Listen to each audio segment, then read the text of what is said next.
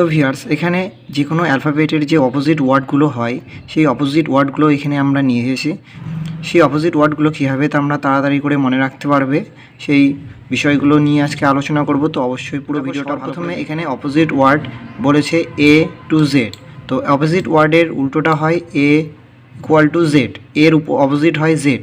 তো এটাকে কীভাবে তোমরা তাড়াতাড়ি করে মনে রাখতে পারবে, দেখো ভিউয়ার্স এখানে আমরা নাম একটা তৈরি করে ফেলেছি, যেমন এ টু জেড। আমরা সবাই জানি যে এ টু জেড, এ থেকে লাস্ট পর্যন্ত জেড হয় এ টু জেড। তো এইভাবে এখানে এর অপোজিট জেডটাকে এখানে মনে রাখতে পারবো।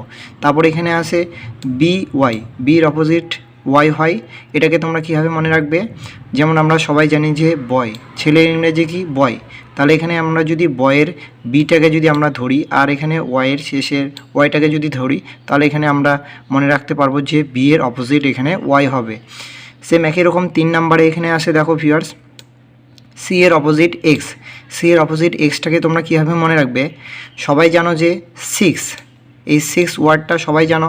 আমরা নর্মালি সবাই জানি যে SI এক্স দিয়ে 6 হয়, কিন্তু এখানে সি উচ্চারণ, 6-এর সি উচ্চারণ হচ্ছে, তার জন্য এখানে সিটাকে তোমাকে এখানে ধরে নিতে হবে 6-এর, আর এক্সটা সবার শেষে হচ্ছে, এই এক্সটা এখানে ধরে নিতে হবে। তাহলে সি এর অপোজিট এখানে হবে এক্স। এভাবে তোমাকে 6টাকে মনে রাখতে হবে। এরপর এখানে আসে ডি অপোজিট ডাব্লু। ডি অপোজিট ডাব্লুটাকে কীভাবে মনে রাখবে, তো সবাই এই নামটা তোমরা জানো ডিউ, এই ওয়ার্ডটাকে তোমাকে এখানে মনে রাখতে হবে। ডিউ এর যদি আমরা ডিটাকে এখানে আমরা ধরি আর এখানে যদি ডাব্লুটাকে এখানে ধরি, তাহলে আমরা এখানে মনে রাখতে পারবো যে ডি এর অপোজিট ডাব্লু। এরপর এখানে 5 নম্বরে আছে ই এর অপোজিট ভি। ই এর অপোজিট ভি, এটা আমরা কীভাবে মনে রাখবো, দেখো ইভিনিং। ইভিনিং মানে সন্ধেবেলা, এই শব্দটা আমরা প্রত্যেকে জানি। তাহলে ইভি, ইভিনিং। ইভিনিংয়ের যদি আমরা ই আর ভিটাকে যদি এখানে মনে রাখতে পারি, তাহলে এখানে ই এর অপোজিট ভিটাকে আমরা মনে রাখতে পারবো। তারপর এখানে আছে এফ অপোজিট ইউ। এফ এর অপোজিট ইউটাকে এখানে কীভাবে মনে রাখবো ভিউয়ার্স, আমরা সবাই জানি যে 4 শব্দটা, 4 মানে 4। তো এই 4-এর যদি আমি এফটাকে মনে রাখতে পারি এবং যদি মাঝখানে ইউটাকে যদি মনে রাখতে পারি, তাহলে এখানে আমরা তাড়াতাড়ি করে মনে রাখতে পারবো যে এফ এর অপোজিট ইউ। তারপর এখানে 7 নম্বরে আছে জি এর অপোজিট টি। জি এর অপোজিট টিটাকে তোমরা কীভাবে মনে রাখবে, তো তোমরা সবাই জানো যে এখানে গুজরাট টাইটেন 2022 সালের নতুন এখানে টিম IPL-এ এসেছে। গুজরাটের এখানে জিটাকে মনে রাখতে হবে শুধু, আর টাইটেনের এখানে টিটাকে মনে রাখতে হবে। তো এই গুজরাট টাইটেন এই IPL টিমের, ইন্ডিয়ার যে টিমটা হয় IPL খেলাটা, এই ইন্ডিয়ার IPL খেলার যে গুজরাট টাইটেন নামটাকে যদি আমরা মনে রাখতে পারি, তাহলে এখানে জি এর অপোজিট টিটাকে মনে রাখতে পারবো। তারপর এইচ এর অপোজিট এস, এটাকে আমরা কীভাবে মনে রাখবো, তো এইচ মানে এখানে হাই আর এস মানে এখানে স্কুল। এই হাই স্কুল নামটাকে যদি আমরা মনে রাখতে পারি, তাহলে এখানে এইচ এর অপোজিট এসটাকে মনে রাখতে পারবো। এরপর এখানে আছে আয়ের অপোজিট আর। আয়ের অপোজিট আরটাকে কীভাবে মনে রাখতে পারবো, আই ফর এখানে ইন্ডিয়ান হবে আর আর ফর এখানে রেলওয়ে। ইন্ডিয়ান রেলওয়ে এই শব্দটাকে যদি এখানে মনে রাখতে পারি, তাহলে তাড়াতাড়ি করে আমরা বলে দিতে পারবো যে আয়ের অপোজিট এখানে আর। তারপর এখানে আছে জের ইকুয়াল টু কিউ, মানে জের অপোজিট এখানে হবে কিউ।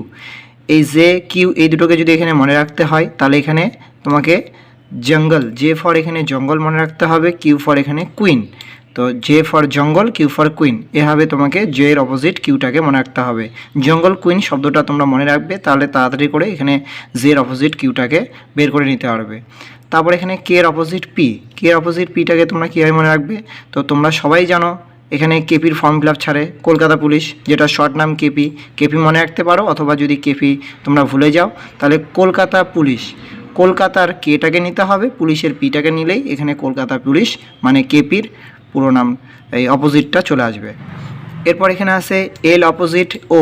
এল অপোজিট ওটাকে কীভাবে মনে রাখবে, তো তোমরা এই ওয়ার্ডটাকে যদি মনে রাখতে পারো, লাভ, লাভের এলটাকে মনে রাখতে হবে আর ওটাকে মনে রাখতে হবে। লাভের এল আর ও এই দুটো শব্দ যদি তোমরা মনে রাখতে পারো, তাহলে তোমরা এল এর অপোজিট ওটাকে মনে রাখতে পারবে। তারপর এম এর অপোজিট এন।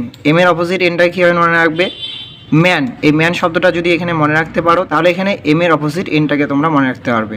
তো এভাবে এখানে যে অপোজিট ওয়ার্ডগুলো আছে, সেই অপোজিট ওয়ার্ডগুলো এখানে তোমরা মনে রাখতে পারবে খুব তাড়াতাড়ি করে।